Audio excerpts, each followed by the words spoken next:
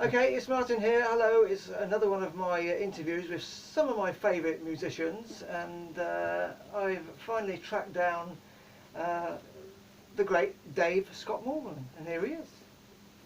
Thank you very much, Dave, for agreeing to do this. Okay, you're welcome, Martin. In a long line of my favourite musicians that I've managed to track down and have a few words with for future generations to find out. I get the feeling you're getting towards the end of the line, sort of thing. You're sort of the bottom of the, You've sussed that, have you? the way you said that, the long line. I'm getting along. Anyway, I won't go down there. Anyway, maybe I'm at the front of the list. Who knows? Good, save the best till last. As I Save normally the pistol. I like it. Yeah.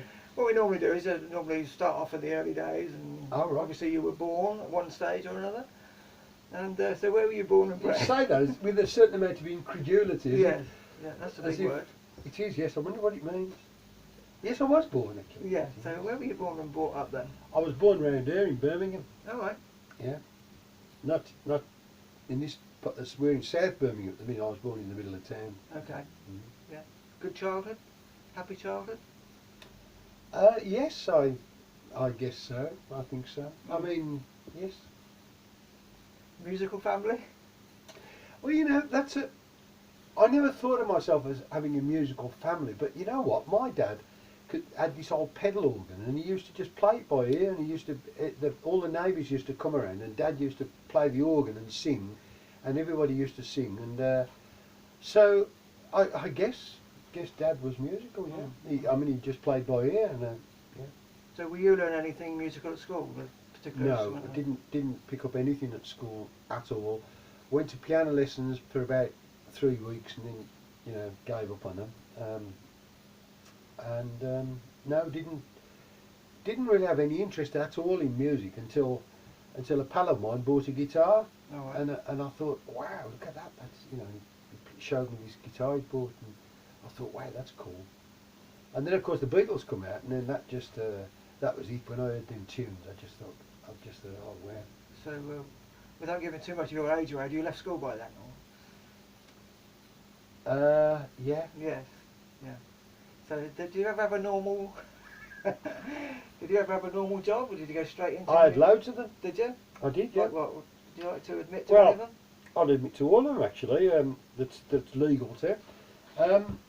For example, I was a storeman at a motor car spares place in near the centre of town, and I was working there when Danny King called me up at work, and in fact I was doing really good. I was turning up early every day, and I was reorganising all the stores, and we used to sell bits for BMC cars, which are like British, went to become British Leyland cars, like Morris Minor parts and parts for all the Austin series. Anyway, there's a bit of history there, isn't there? It's all gone there. So.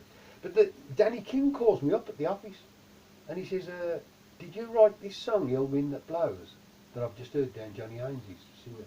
I said, "Yeah, why?" He said, "Well," he says, "I've just heard it." He says, "I don't care if you're ugly, if you're fat, if you've got pimples, whatever. I want you in my group." And that's what he said. He said, "Come down the Cedar tonight, and we'll talk about it." So I went down the Cedar, and he said, "That's it. I want you in my group," and that was the end of my job. I was doing really good at the job, and of course I was up late every night down the Cedar Club and stuff, and I ended up getting kicked out of that job. Yeah. So were you aware of Danny King at the time and who he was, and how good he was? I may have heard the name, but I must say when he called me up, no, I'd never ever met him or. Yeah.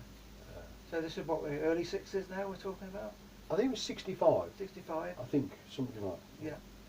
Okay, so what would be your first band then that you were actually getting paid work for, you remember? The first group that used to get paid for it was a group called Jeff Silvers and the Four Strangers. Can't say I've heard of that. Haven't you heard of them? No. Really? No. You just haven't been around, have you? I mean, Jeff Silvers and the Four Strangers, man. Right. I was one of the Four Strangers. Wow. God, okay. Can't believe. Well, what happened to them then? Where have you been? Huh? Well, I'll tell you what happened to them. Jeff left. Jeff Silvers left one day. He went to be a copper. He said, "I'm going to be a policeman." Off he went. And so it left us the four strangers, and we had to then we had to do, well, rather I had to chip in with the singing because the guitarist already was singing, but so I had to learn to sing, and that's what got me in front of a microphone really, was because Jeff took off. So you were doing gigs around Birmingham? That's right, yes, loads of gigs around Birmingham. Yeah. Didn't get to record anything? I don't think we did. No. Not that I can remember. So was there much more between that and the first band I know you in is the Uglies? Was there much in between those two, or when did the Uglies get together and how? There was, there may have been some other groups. I can't quite piece together the chronology of it. Somewhere in the lot was a group called the Chantels, and I was with Jeff Lynne in the Chantels at some point, but I think it was before the Uglies. And then but I can't quite remember. It may have been after the Uglies. The Uglies were about. No, I think it was before the Uglies with the Chantels. Yeah. Right. So the Uglies, who else was in the Uglies? Just remind me. Was there... Well, Steve Gibbons, of course. Yeah. The great Steve Gibbons. And when I joined the Uglies, there was Jimmy Holden on drums. There was a guy called Jimmy O'Neill, whose nickname was the Dish, on bass. And Steve Gibbons singing, and Willie Hammond playing guitar, and then I joined the Uglies, and they became Balls. Yes. Yes, you say that with yes, didn't they? Yeah, well, I got one of their singles. I think probably the only track, one of the only tracks. Yeah, yeah. But Trevor Burton was in Balls. And he was, yes. Trevor Burton was the architect of Balls, along with Tony Seconda, and we were the innocent bystanders in the crime. And we got kind of shoveled up by Trevor and Tony Seconda, who Trevor had become pals with the group and used to hang out with us a lot. And so he came on board. Willie Hammond left. And we all went down into the country. Oh, and we had Keith Smart on drums and Richard Tandy on piano. Yeah. And then we all moved to the country to be fab. And how did that go? That lasted 3 weeks. And me and Richard got the sack. Oh, right. Yeah. Not good enough. Oh, we just got kicked out. Oh, right. And just. Bit of a party, I would imagine. Keithy Smart got kicked out. There was, and then me and Richard, I think we both got kicked out the same day. Yeah. I can't. But anyway, it was just a complete. Yes, it was interesting time. I wrote about it in the book anyway, if anyone's interested. But that was a group called Balls. There was supposed to be a super group. I mean, to put a bit of flesh on that story, I'd have to say that we were down there for a couple of weeks, and Trevor went off to London, and he came back with Denny Lane. And Denny Lane sort of, we said, what's he doing there? Oh, he's just here because his thing in London's fell through. But in the actual fact, Denny Lane was come to be part of the group, and that's how come we got kicked out. And so, and of course they went on with, and they made some records with Steve and that. Yes, but anyway, it was a classic rock and roll situation, you know. Have you ever seen Spinal Tap? No. The movie? No, I haven't seen it. It's, you know, if you watch Spinal Tap, it's got they take the mick out of rock and roll, and if they'd had a camera down with us with Balls, they could have made a film out of that. That would have been interesting times. We've jumped the gun a bit to Balls. I think before then. Sorry, fault. So we were in the Uglies. Yeah. Keith was in the Uglies as well, wasn't he? At the end, Keith Smart. Yeah. Bit of it's a good name when all the bands around were trying to be heartthrobs and good-looking lads. Was that a bit of a Mickey take of that? Well, we were heartthrobs and good-looking lads, but we were called the Uglies. Right. Yeah. Yeah, Jimmy O'Neill was the most good-looking bloke. Was it? Ah, what? The reason he was called the Dish, his nickname was the Dish, was because he was in what's it called? I think it's called. I can't remember the name. You know, there's the girly magazines, glossy mags that the girls used to buy. And he was on the cover of one of these magazines with Scott Walker, because he was in the Walker Brothers. Right. And it said, you know, the Dish, I don't know what they called him, the charming Scott Walker, and the Dishy Jimmy O'Neill. So that was his name, the Dish. because this girly maggot said he's dishy. Yeah, yeah. So while all this was going on then, people like, you'd got the idol race going with Yes, Jeff. that's right. Idol Race was going at the same time as the Uglies. Yeah, Right, yeah. and Roy was taking off with The Move in about 66 with Carl Wayne, Bev Bevan, Ace Cafford, Trevor Burton. Yeah, I joined Danny King because Trevor left to form The Move with Carl. Oh right, so And yeah. so Danny King, he was looking around for something to replace Trevor, and he came upon me and phoned me up at work, and that's how come I got a job with him. Yeah. So you'd got Jeff and Roy going off and becoming quite successful. Although Jeff didn't make it that big with the idol race, but The Move began to take off. And how did that feel? You know, do you think, oh yeah, you know, we can do this as well, or We being being the Uglies? Yeah. the Move were way before I was involved with the Uglies. The Right. Move, as I say, they were formed around about the time when I got the job with Danny King. So quite shortly after getting that job with Danny King, the Move came on the scene, and they used to play like the Cedar Club. I certainly saw them there one time I can remember, and they just took the place by storm. They were just brilliant, you know, just a really great a really great show that they put on. Did we think we could do the same? I don't know if we thought about it quite in those terms, because we were a lot different to the Move. We weren't that kind of wasn't that kind of show that we did. Steve Gibbons was our show. Yeah. He was a very a guy who people look at, and he's very photogenic. Showman, yeah. Showman, yeah, that's Yeah. it, showman. Yeah. And so Steve was our show, as it were. We didn't do the same kind of thing at all. Right. And but we did have a really good record that we got going called "I've Seen the Light, Good Night," and that record, curiously enough, I've just post-produced it just this year. All right. Yep. And it's a brilliant record. And of course it never come out because Tony Secunda and Trevor took the group over and turned it into balls, and the deal that we had to put the record out went in the bin along with everything else. Yeah. Although an album later came out on CD, you know, a lot later, didn't it? An album of the Uglies, yeah, correct? yeah, Which yeah. was what you call it, a retrospective. Mm. Yes, which included 23 tracks. Yeah. That's right. Yeah. A retrospective. But you became good friends with Carl Wayne in The Move. I did, yes.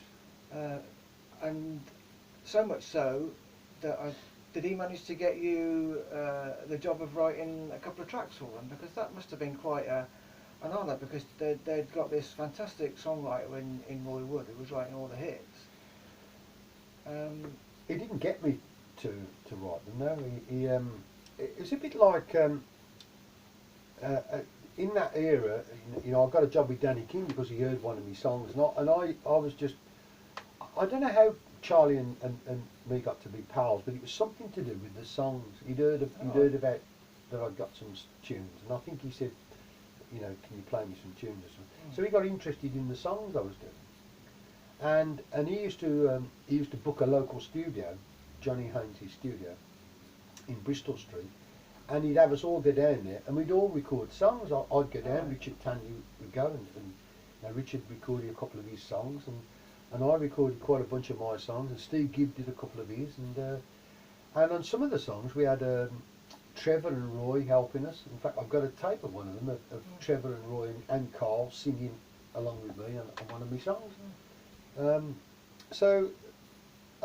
And that now, when I revisit those tapes now, that brings back a lot of memories of that time, because that was the time we were just all mucking in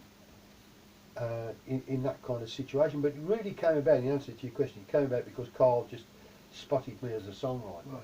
So when I did the song, I got this song, That Certain Something. I said, I got this new tune, Charlie, what do you think of this one?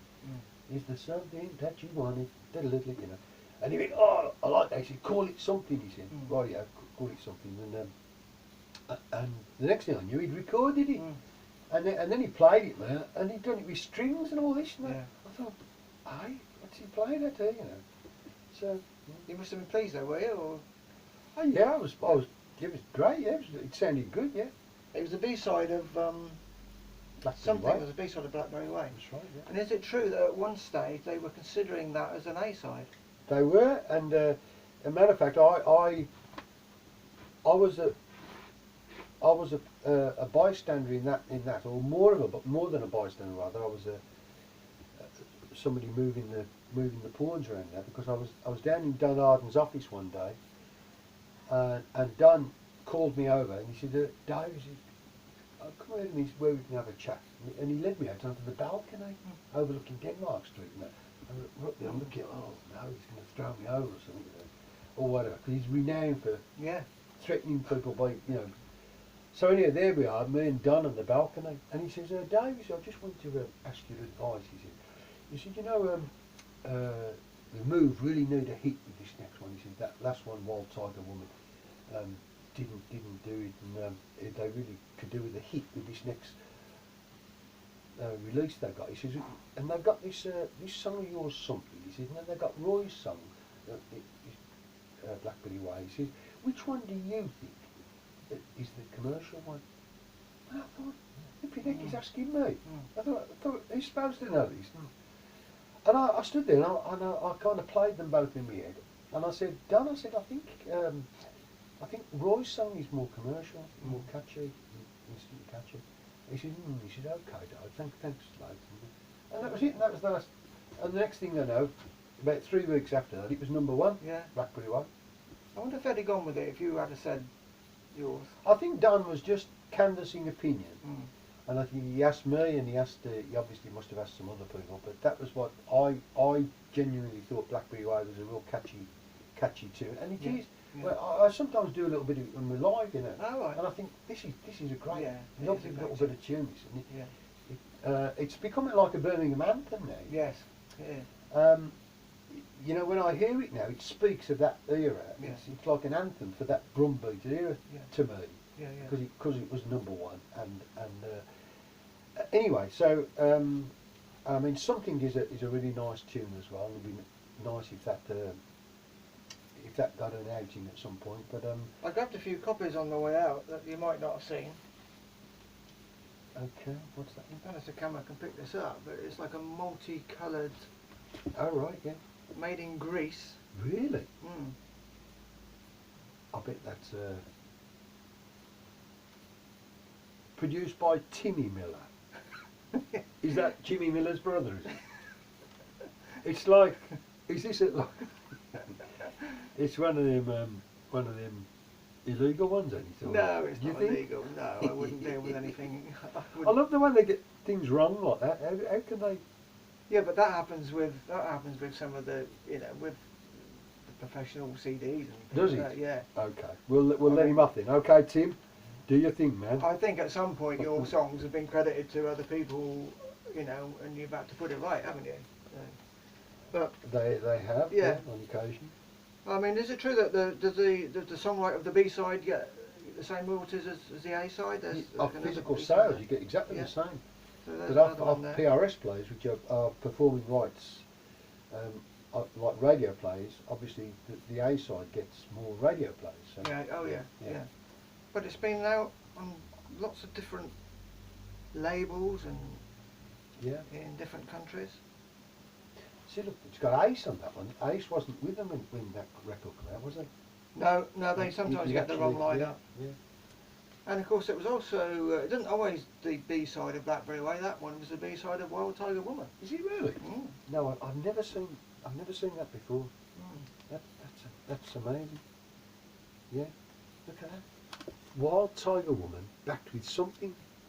Okay. I wonder if they've got the make sure they've got the credit right, shall we? Yeah, right credit. Dave Produced Morgan, by Denny produced by Cordell. Denny Cordell, that one. What's the other side produced by?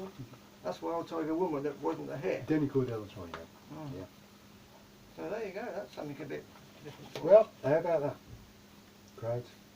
And there's another one there because they recorded something in Spanish as well, if I remember. Yes, right. Italian. Italian, yeah. Yeah. Yeah. So yeah, loads of different versions there. There's another one there from the UK. So yeah, so that did well with that, and of course they. So you bought all of them. That's what it was a hit then, because you bought them all. Yeah. Yeah. So, They're all there. Look, this yeah. is how come. And there's more. And there's more. Really? Yeah. But they also picked up on another song of yours, didn't they? This time tomorrow. Yes. So another. That's a little love song which I knocked up when I was in Spain and played it to Charlie and he picked up on that for one of their. He went on the B side of Curly, if I remember right. Yeah. Which I don't think was a hit, was it, Curly? Curly was a small, it was a reasonable hit, yeah. But again, all credit to you for getting your name on these. And again, we've got all different versions here from different countries. Have you seen that version of this that guy's done? With him in the bath. I have. He sent it to me. It's excellent, isn't it? I thought it was really good. Really nicely done. Yeah.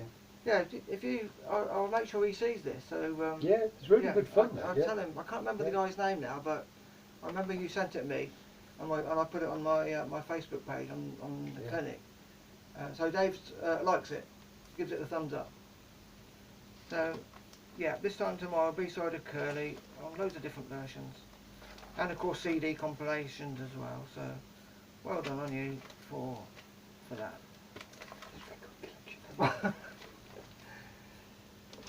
There we go, so the move was coming to an end and Roy Wood sort of started getting him with Jeff Lynne of the Idol Race. Next thing we know, Jeff was joining the move. Now all that came about because Trevor left. Yeah, because Ace left first and then Trevor left a bit Trevor later. left He left about the same while time they were number one, yes. and they were in Germany and Trevor had this big argument and he left.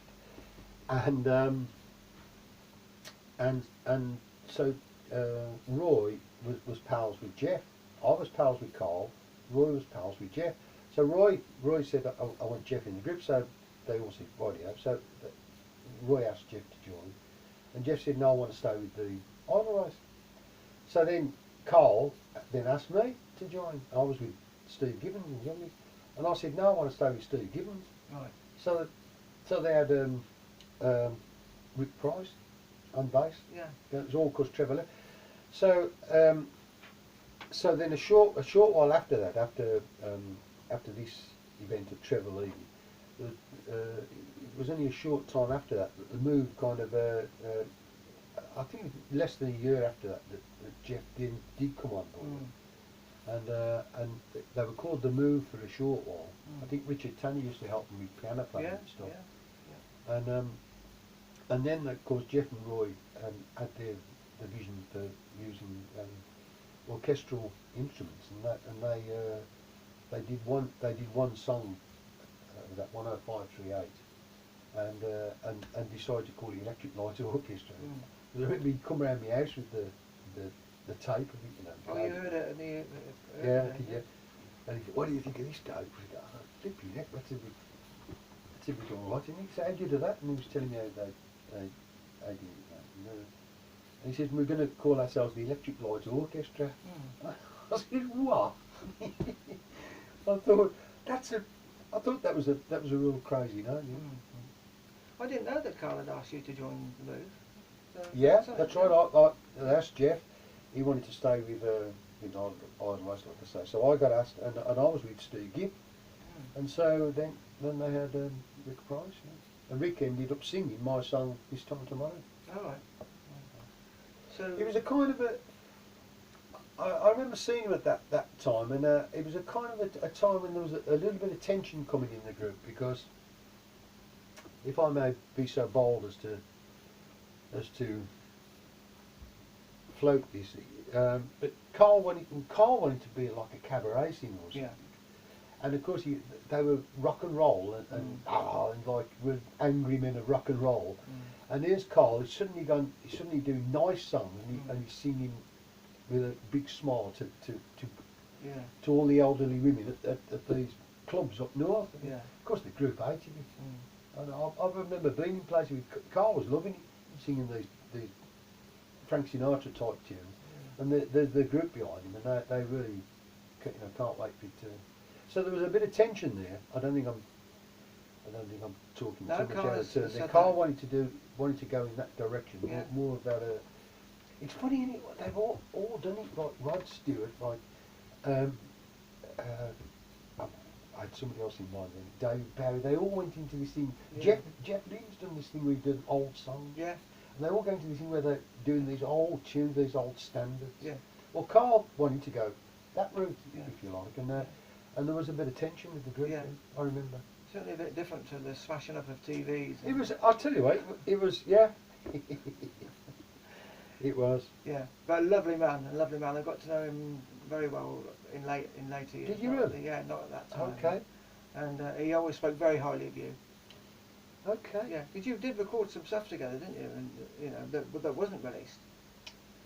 We recorded loads of stuff. In Right. fact, I've been resuscitating some of it just recently, and I've managed to retrieve some old tapes done in my mum's front room Okay. of me and Carl, and there's 3 songs which are presentable, and one of them's going to go on my new album, and they've all got Carl singing on them. There's one of the songs you probably wouldn't notice Carl singing on it because I had to sit him down low in the mix because the quality of the tape was so poor. But on the others you'll hear him right full front. Right, perhaps we can hit a little snippet once we finish this. I haven't Yeah, got right? any of those totally ready to run Okay. by, I don't think, but I Right. could always find them All right. if you put a hold on that. I'll go and find Yeah, them. we will do it in a bit. Let's just go through the 70s then. So what did the 70s bring for you? Would that be a bit calmer for you, that decade? Calmer. Calmer? No, never get. It's not stopped getting crazier all the while. Calmer. Well, I went to America. I spent a bit of time in America in the early 70s, and I had an album out called Morgan, Oh yes. which was produced by Lou Reisner. Oh yes. There you got it Got there. that. Yeah. Yeah, I've got a Yeah. copy of that. And, It's a promotional copy. Were there normal copies made as There well? were normal Oh, copies right, made, okay. yeah. Yeah. This is a DJ copy. Is it really? Mm. Is that what it says? Where's it say that? Oh yeah, DJ copy, not for sale. Yeah. Right, yeah. Now this guy, I recognise his name from the All This and World War II album. Yes, that's right. Which coincidentally when Jeff were on Yes. and others singing Beatles songs. Yes, that's right. It's a good album, a strange film. I don't know if you've seen the film, but I haven't, no. No. Okay, so we probably glossed over the 70s a bit quickly, but certainly towards the 80s, you started getting friendly back with Jeff again. Well, I've never stopped being friends. Never with stopped him, being but friendly, but he kind of, they'd shut off, Jeff and Richard had shut off and become mega famous. yeah, that's what I was We're being. busy being fabulous. Yeah. So, but we'd always been pals. Yeah, but they were, very big and successful in In the latter part of the 70s, Yeah. they became huge, and but like I say, we were just kind of just pals. And the 70s started for me with Lou Reisner, who produced that record, you see. And Lou spotted a song of mine called Hiroshima, Right. and he said that's a good song. I'm going to do that I've got a group who can do that. And so he had this group called Wishful Thinking. Yeah. That's my version of the song. Oh, yeah, Wishful yeah, yeah. Thinking made it a hit in Germany. But curious enough, Lou died in 1978, I believe, and in 1979 that song Hiroshima became a hit in Germany. Oh, I didn't know that. Yeah, with the group Wishful Thinking. Yeah. So this is a later version. So then, many years later, almost 10 years later, a girl named Sandra, who was German, a big German artist, picked up the song and she made an up-tempo lively version of it, and that became a huge hit in Europe, all over Europe. Yeah. The same song, Hiroshima. Oh, nice one. Yeah. That's become your pension. And it all then, hasn't came out of a little demo that me and Willie Hammond made Right. round at my mum's house. Oh. Oh, that must have been nice for you. You get the pension out of it. My pension. Yeah, right. Get me back chair going with that, yeah. But you did started working with Jeff in the early 80s. believe you were on the they released an album called Time. I don't think you didn't play on it, did you? But didn't you do the tour with I them? was with the tour, yeah. I didn't play on the record, Yeah, yeah. the tour. Yeah. Yeah. So good memories of that? Absolutely, it was fabulous. Yeah. It was great. We had a real good time. It was a good at the time a good comradeship between the whole group, but especially between me, Jeff, and Richard were kind of a bit thick together sort of thing. We used to hang out together quite a bit, and we had a lot of fun. It was a really I had a lot of fun. I hope they did. Yeah, yeah. And yeah.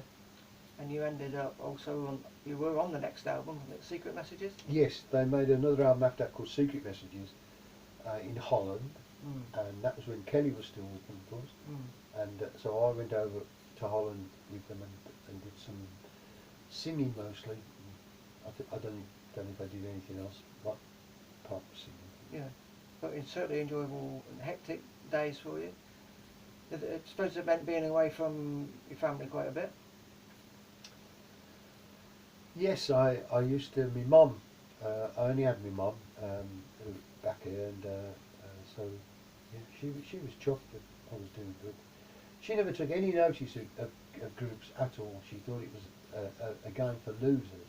And when I got a job with a big band, I tell you what, she suddenly knew a great deal about groups. And, she became very interested in groups. Yeah, yeah. And so did all her pals and all my relatives.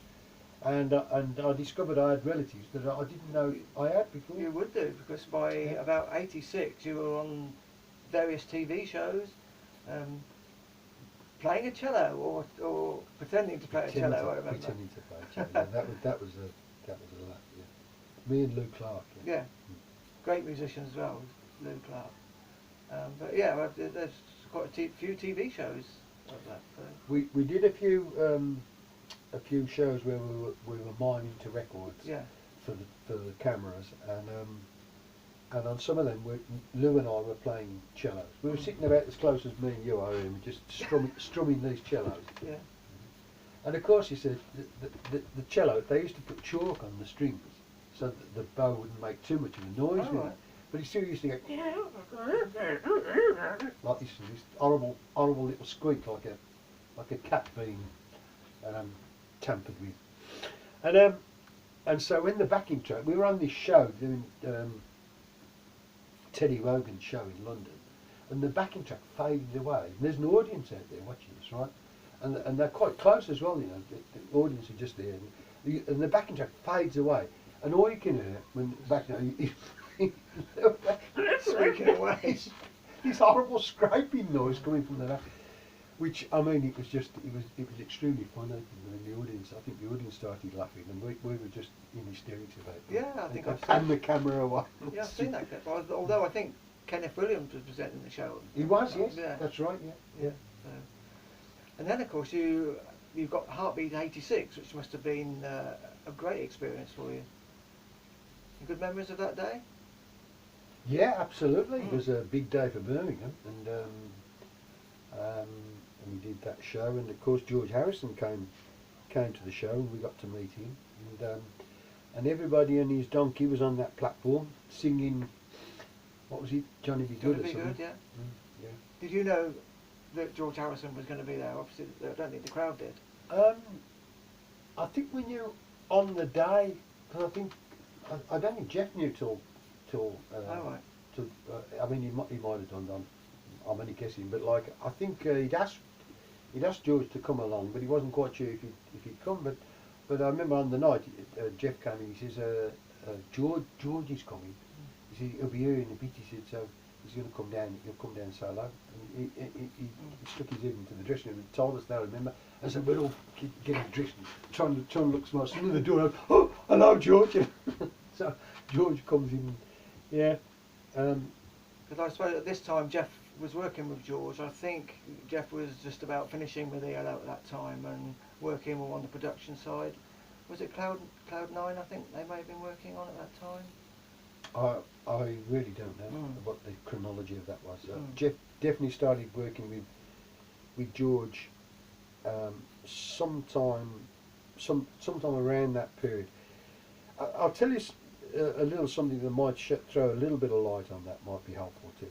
But and I think I put this in the book if I remember right. But I went to George's house with Jeff and with Mick Kaminsky and Phil Hatton, and we had we spent an evening down at George's house. And we were up in his studio, and I remember George played Jeff a song called Peggy Sue Got Married by Buddy Holly. Well, I mean, I that's an old song that I've heard before, and I just love that old song. I still do it now in the live show. Peggy Sue Got Married, and so I said, oh, that's a great song, mate.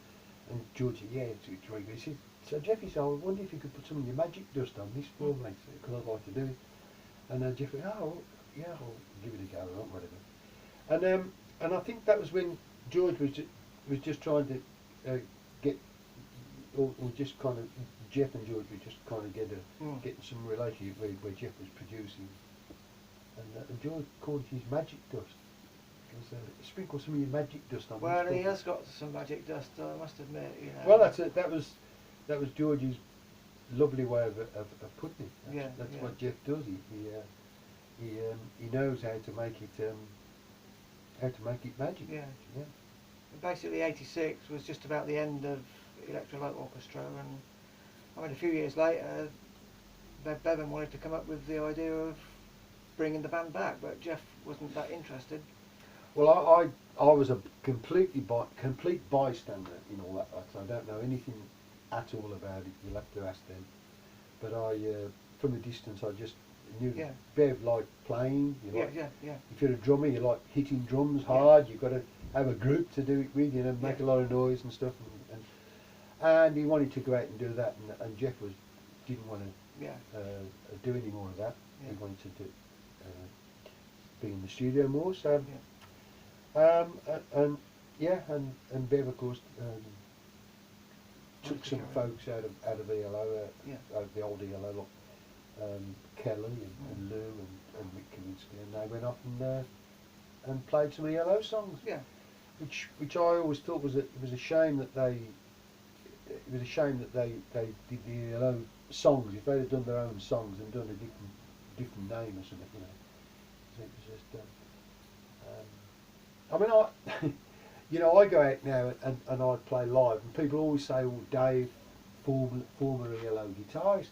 Well, of course, what happens if you make that too big, that bit that says Dave, former ELO guitarist, people think they're actually coming to see ELO. And I do a couple of Jeff's songs purely because there's a couple of I find I can get behind. I can really do them okay. So I do them for that reason, but I'm not a look-alike band, and I'm not, and I have to really stop people promoting it in any way. It's anything to do with be careful, because otherwise people come and they think they're getting. I think that's they're not getting. That is what and that was with ELO Part 2. People were coming thinking they were getting ELO, which they were getting the members of it, but they weren't really getting the. It was just a look-alike band. Which was a shame. But you were also getting your band together with Richard Tandy and Tandy Morgan. Is it the 80s? Is it? I was, yes, in the. That's right. And a great single called Action, which you got Jeff to write and produce. Jeff produced it, didn't write it. I wrote it, but Jeff produced it. Yeah, there we go. This is like the 12-inch version. And this was for a charity as well. I've forgotten which one it was now. That was for the Children's Hospice, in Birmingham, and what was it called? Acorns. That's right. It's in Silly Oak, the places, and Even that, I mean, with Jeff's production, he managed to make that sound. It was very much like the ELO sound, I thought, wasn't it? Yes, I think so. Yeah.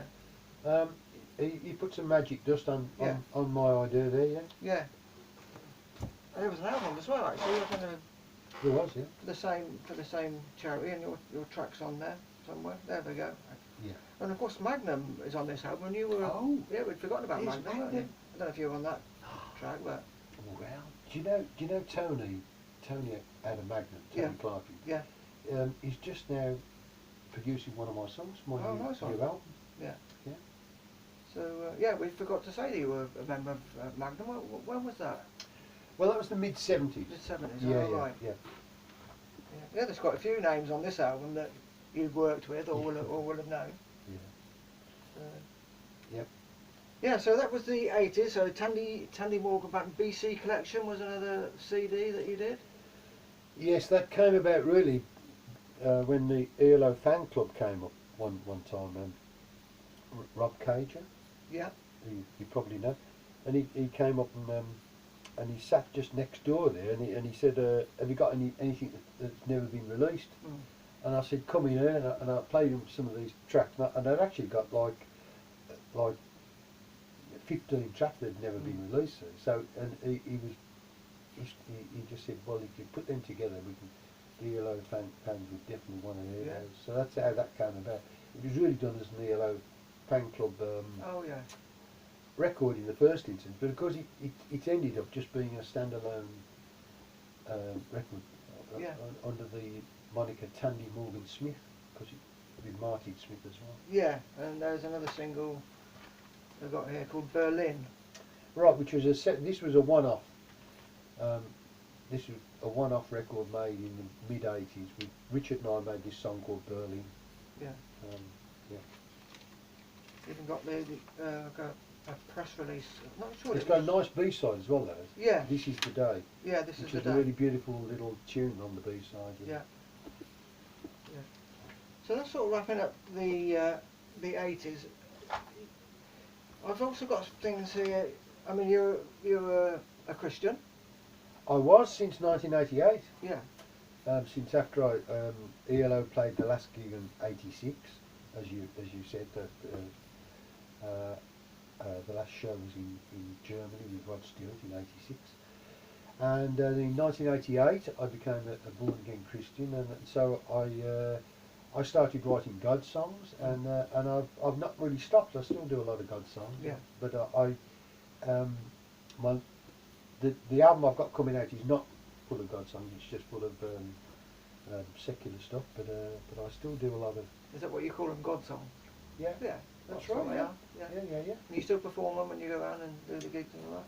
Well, we do. Let me see. We do God songs when we're asked to go and tell our story somewhere. Yeah. I've got this cassette. It's a bit of a strange one. All God's blessings. Yeah. About that. Yeah.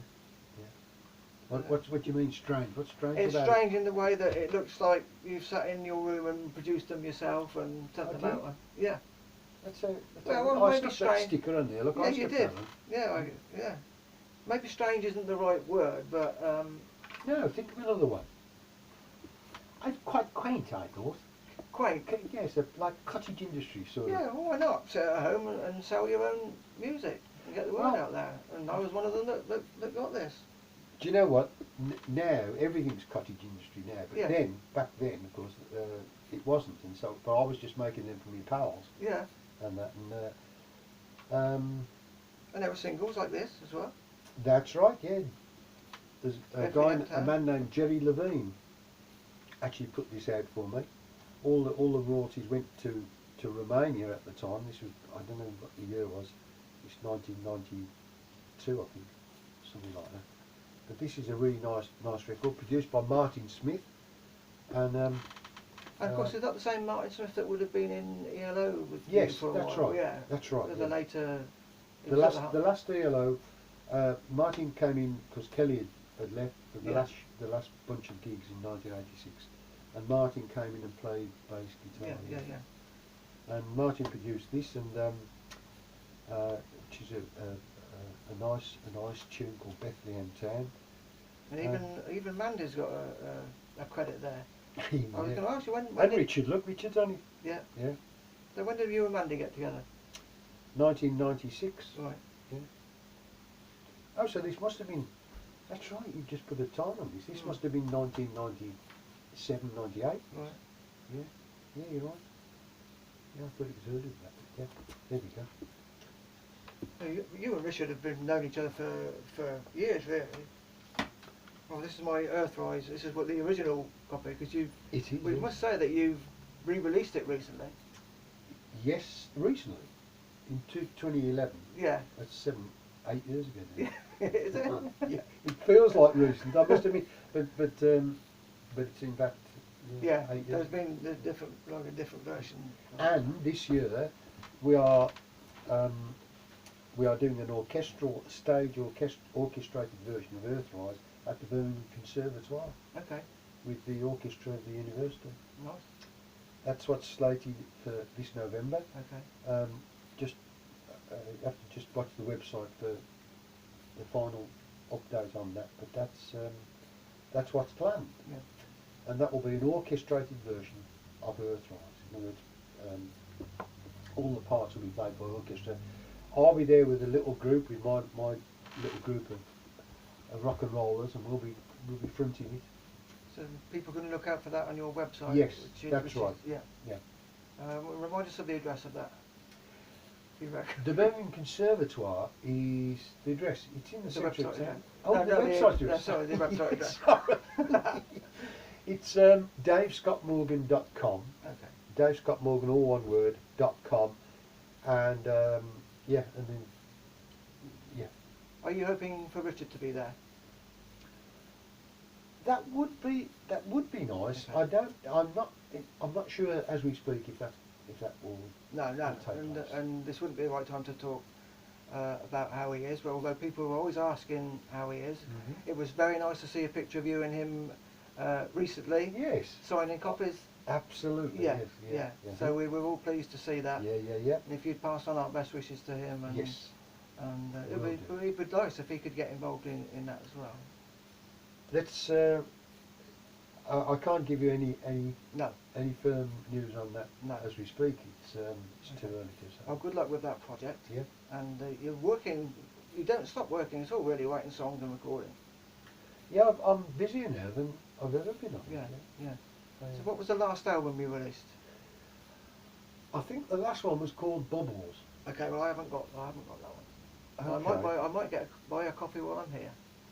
Right. I hope we've got one left. I think we have. Okay. So you are working on some new material. Yes, I've got a new album called Seven. Oh, the last album, it was called Highland. Sorry.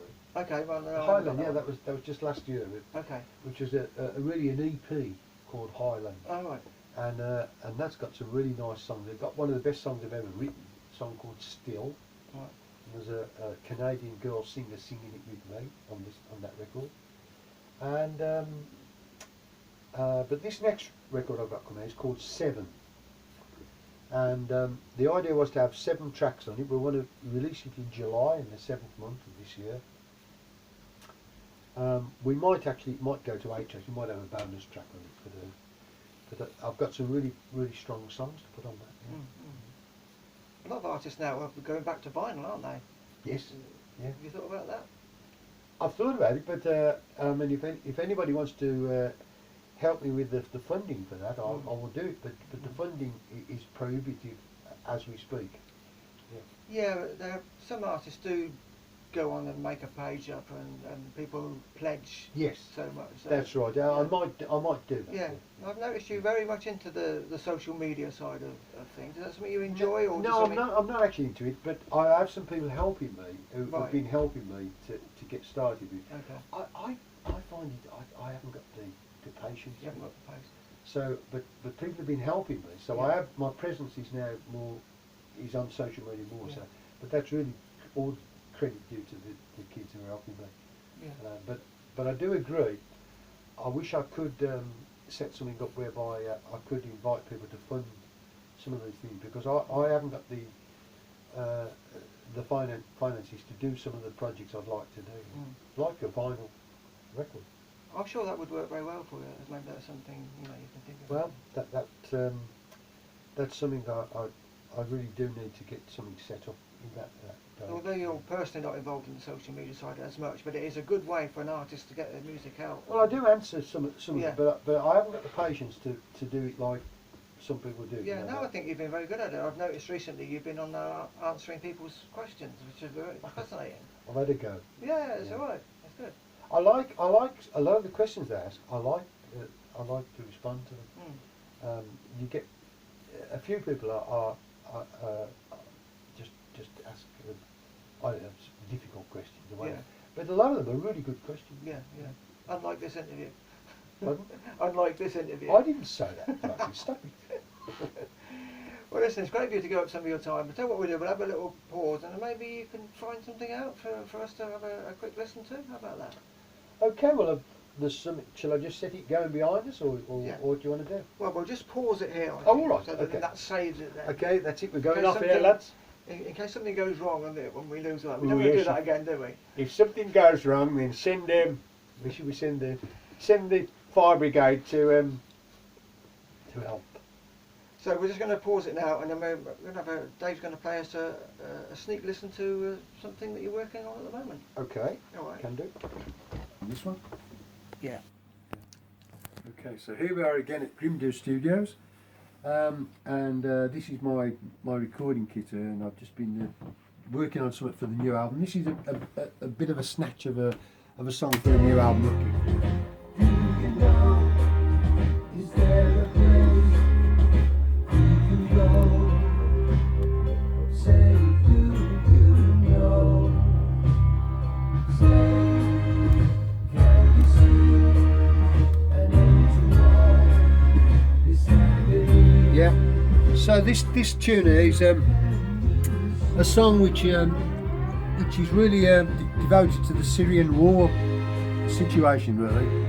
Would you believe? And so it's a song called "Look Out on the Horizon." This will be on my forthcoming album. And that's what that sounds like. And let's. So is that going to be on a new album then, Dave? Yes, is the it? new 7 album. That's. When are you hoping to get that out? July, the 7th month. Okay. For 7. Didn't think of that. Yeah. But let's hope that all happens on time then. You're quite confident about that. Well, I've got a few of the tunes ready. Here's another bit of a tune. Look, this is something which yeah. Anyway, here we go.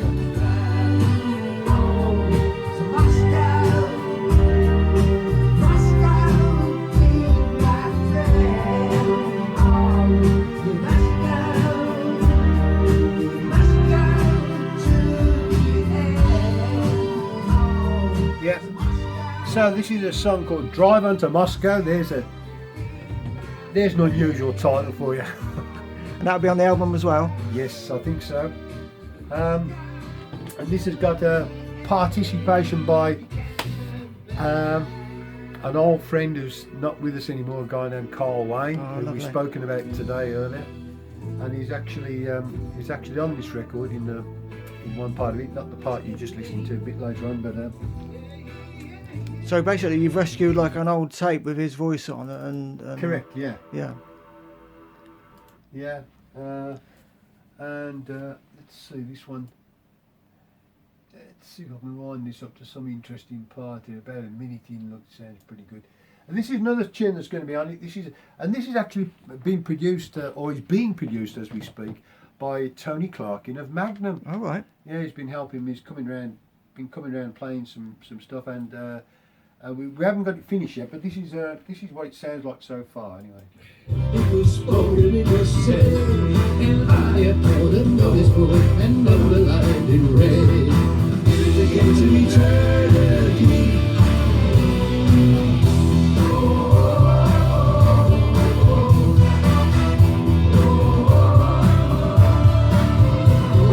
Watching the people go by, my oh my, faces like flint. There's no.